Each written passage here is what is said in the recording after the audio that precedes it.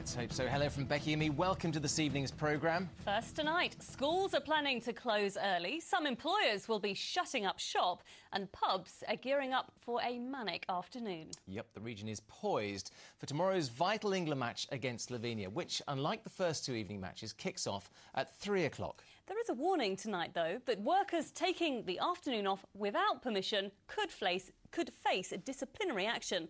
Malcolm Robertson has more. It's the game just about everyone wants to see, England versus Slovenia. But can your nerves stand it? The country's World Cup hopes depend on the outcome. With kick-off slap bang in the middle of the working afternoon, this could be something of a problem, and firms are gearing up for that call. I don't feel very well today. I don't think I'll be able to come in. After two lacklustre performances, England's World Cup survival will be decided between 3 o'clock and 4:45. Will the folks back home be skiving off work to watch? At the Aviva call centre in Norwich, they believe they've got the balance right. A World Cup atmosphere for the 750 staff working here, and the usual service for their customers, with the volume of calls likely to be lower tomorrow afternoon. Main priority is serving customers. We've got the game which will be shown on our plasmas throughout the centre. Obviously, we're hoping to have a projection on the back wall as well without the sound. Main priority being on the phones, doing the day job, but being flexible to allow people to really get involved and stuck into the World Cup activities as well. Robin Twiggs, the owner of the Swan Hotel at Harleston in Norfolk, and is also regional chairman of the Federation of Small Businesses. He says if firms have prepared properly, there shouldn't be a problem. It's a win-win situation if the employer has got it right. If the employer hasn't, it could get very sticky and messy. And if they haven't got it right, what sort of problems would you envisage? Basically it comes back to the disciplines, the first disciplines, and again, if staff are willfully missing, knowing that they're watching the football, then there will be disciplinary procedures. They'll have to.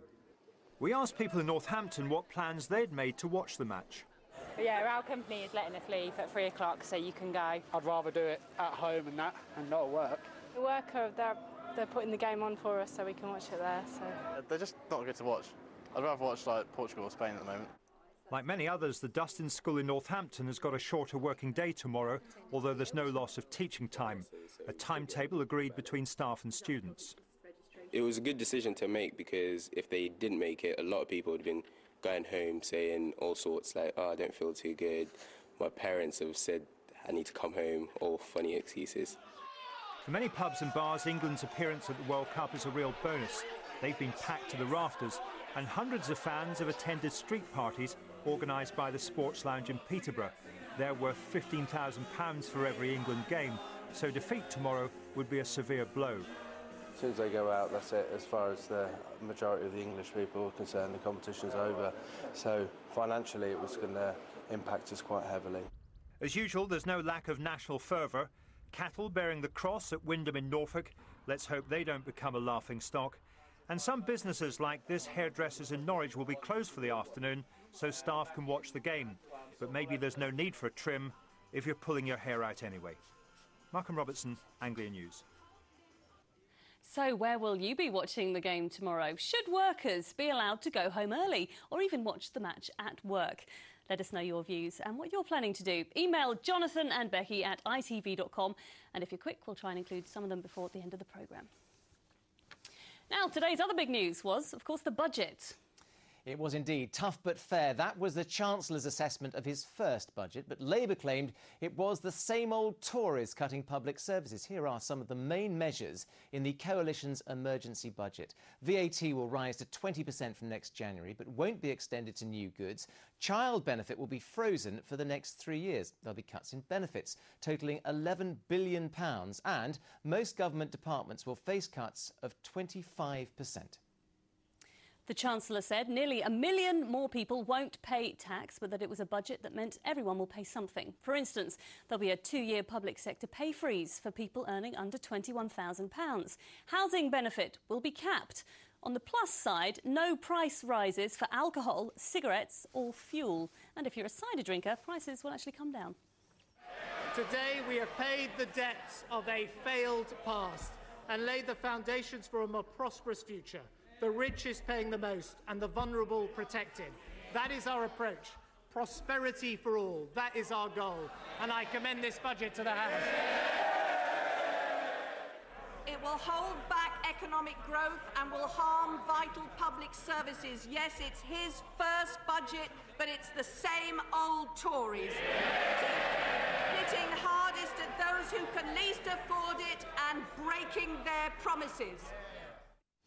Well, one change that will affect some parts of the Anglia region, but not others, is a cut in national insurance for new companies starting up. Places in the East Midlands, like Northampton, will get it, but places like Norwich, in the east of England, won't. Our political correspondent, Matthew Hudson, joins us now from Westminster. Matthew, why this regional variation?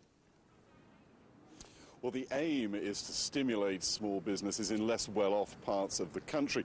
The eastern region is one of only 3 which are still net contributors to the national economy. But, of course, lots of people would argue that there are pockets in the eastern region that really could do with some stimulation themselves, and so this move hasn't been universally popular. Well, there's a plan in this budget to make sure that you don't have to pay £50,000 of national insurance on new business startups. The thing that they don't want you to know is that every business in the east of England will be exempted from it, meaning that businesses are much more likely to start up in Leicester than, say, Luton. I know there will be concerns cropping up about saying, well, I live just over the border in so-and-so, and why haven't we got it? We're just as hard-working as those in other areas. Well, Matt, we knew it was going to be a tough budget. What's been some of the early reaction to it, then? Well, budgets are normally about a steady hand on the tiller, you know, a couple of degrees here, a couple of degrees there, not about turning the entire boat round. But the government has said it's had to take what will be some very unpopular decisions. One tough decision was to increase VAT up to 20%. We went out on the streets of Norwich to get some immediate reaction to that move. Terrible for all the poor people in the country. Yeah, really quite keen on that. It's a way of spreading the load across the whole population. It's hard to live, basically, on what we can live on at the minute. I think it's a fairer way. I think everybody then will pay, you know, that little bit extra. Disgusting. It's disgusting. I'm not very happy about it. Not very good. Not for normal consumer, it ain't, no. It's not all bad news for the region. As you say, that duty on cider has gone away, as has changes that would have affected people adversely who own holiday homes in the region. There's about 5,300 of those. Of course, the coalition has said it's had to bring in these tough decisions because of the mess it found the economy in. Given the state of the nation's finances, we clearly needed firm action to get a grip on the situation. But I think that what the government also showed is that they will make sure that the best off pay the most in terms of dealing with it and clearing it up. And Matt, I suppose this is going to be the first real test of the coalition. Is it going to hold together, do you think? Well, let's find out. Bob Russell, the Lib Dem MP for Colchester, told us that he voted for the coalition in the first place through gritted teeth. He had great misgivings about this budget. Bob, can I ask you, is this a budget that you can vote for in all conscience? Probably not. I'm not the happiest bunny in the hutch by a long way. I'm not going to organise any street parties, that's for sure. And as you indicated, there are some things in there that are good, but the Labour government left the finance of this country in an almighty mess. And the sticking point for me is child poverty. Labour left 3.9 million children in this country in poverty. I see nothing in this budget which is going to lift those 3.9 million out of it. There are some good things there, raising the threshold where income tax will be paid, linking with the pensions with average earnings. They're all good things. But here we have it in the Chancellor's own words. The policies in this budget will not increase measured child poverty over the next few years, but it won't decrease it, and that's the point that I'm going to keep campaigning for. And just very briefly, if you can, Bob, will this put a strain on the coalition? I don't think so, frankly. I think the coalition is strong enough. There's going to be blips and what have you along the way, and I think this is a blip. Excellent. Well, debate and discussion about the budget will go on for days. For now, though, it's back to you. OK. Matthew, Bob Russell, thanks very much.